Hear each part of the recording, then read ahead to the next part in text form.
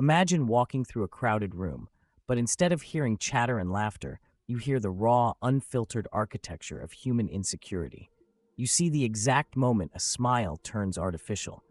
You notice the microscopic micro-expressions that betray a lie before the speaker even finishes their sentence. You don't just notice the patterns, you are trapped inside them. Most people think ignorance is a cage. But what happens when the door is wide open, yet you realize the outside world is just a more complicated prison? Welcome to the curse of hyper-awareness. You don't just experience life, you dissect it in real time, frame by frame, until the joy of living is completely crushed by the weight of understanding. If you've ever felt like your mind is a supercomputer running a program it never asked to install.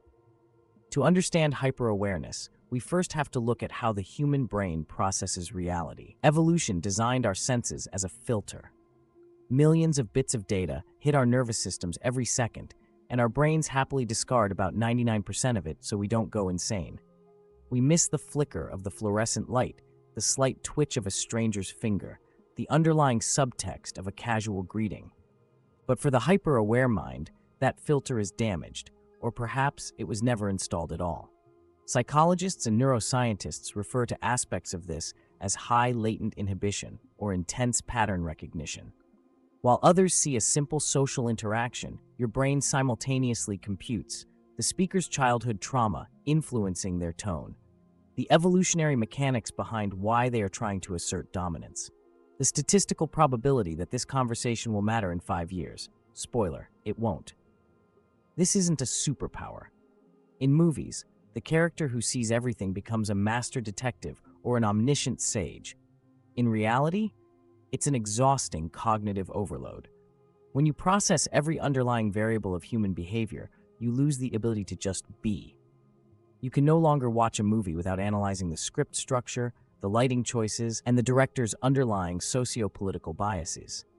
You can no longer have a simple coffee with a friend because you are too busy decoding the microscopic shifts in their posture. Dimension the first, the absolute death of spontaneity. Spontaneity requires a healthy dose of blindness to the future. You have to be willing to leap without calculating the terminal velocity of your fall. But the hyper-aware mind calculates the velocity, measures the wind resistance, analyzes the psychological fallout of hitting the ground, and decides it's better not to jump at all. When you can see the end of a relationship, a job, or an enterprise before it even begins, why start it? You become paralyzed by your own foresight. You suffer things 1,000 times in your imagination before they ever happen, making actual experience feel like a redundant, disappointing rerun. Dimension the second, deep, structural alienation. Ignorance is the social glue of human civilization.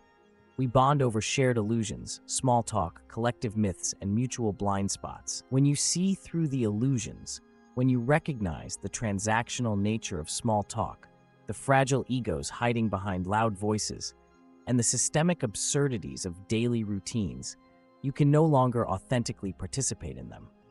You feel like an actor who has memorized the script of a play everyone else is improvising with genuine emotion. You want to scream, "Don't you see what's actually happening here?" But shouting out the mechanics of the magic trick only makes the magicians angry. So, you stay silent, and in that silence, loneliness takes root. Dimension the third, chronic, low-grade existential exhaustion. Most people's mental engines idle when they sleep. Yours redlines. Because your brain refuses to accept surface-level answers, you are constantly interrogating reality. Why do we structure our days around labor that consumes our vitality? What is the biological imperative of human suffering? If nothing we do matters on a cosmic scale, why does the physical pain of failure feel so catastrophically real? These aren't fun, philosophical debates you have over a cup of coffee. They are heavy, grinding weights, pressing down on your prefrontal cortex 24 hours a day. For centuries, thinkers have debated whether waking up from the illusion is actually a blessing. In Plato's allegory of the cave, the prisoner who escapes into the sunlight and sees the true nature of reality is supposed to feel liberated. But Plato conveniently leaves out the part where that prisoner's eyes are permanently burned by the sudden glare, and when he tries to go back down to tell his friends, they think he's insane and try to kill him. Schopenhauer took it a step further. He argued that ordinary human lie is driven by a blind, suffering will. The more intelligent a man is, the more conscious he is, and the more he suffers. Think about that for a moment. According to some of history's deepest pessimists, your mental clarity is not a reward. It is a direct measurement of your capacity for existential pain. When you peel back the layers of social conditioning, religious comfort, and biological optimism, you are left with the cold machinery of existence. And the hyper-aware mind stares directly into that machinery without flinching.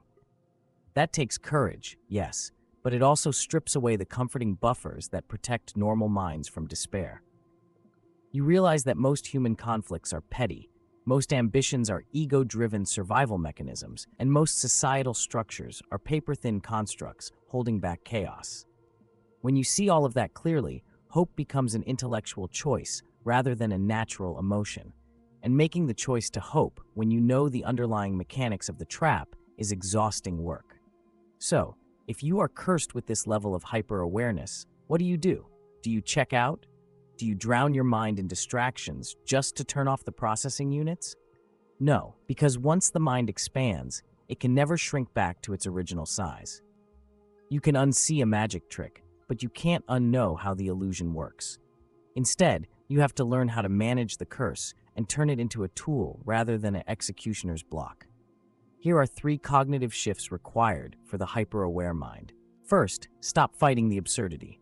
You cannot fix every systemic flaw, decode every human interaction, or optimize every outcome.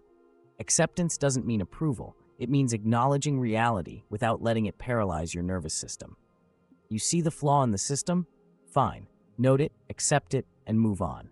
Not every fire you spot needs to be put out by your bare hands. Second, practice strategic blindness. Just because your brain can process everything doesn't mean it should. Learn to starve your pattern recognition engine of junk data. Unfollow the noise. Step away from toxic environments and intentionally choose micro-worlds where simplicity rules. Turn off your radar when you are off duty.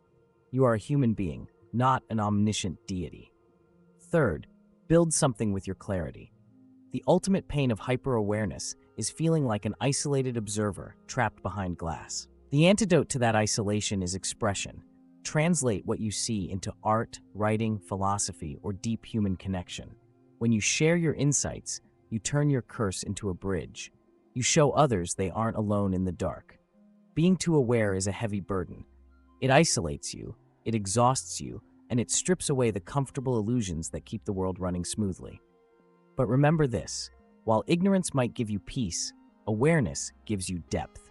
And in a world drowning in shallow noise, true depth, no matter how heavy, is the rarest thing of all. Think deeply, question everything, and remember to take a break from your own mind once in a while. See you in the next video.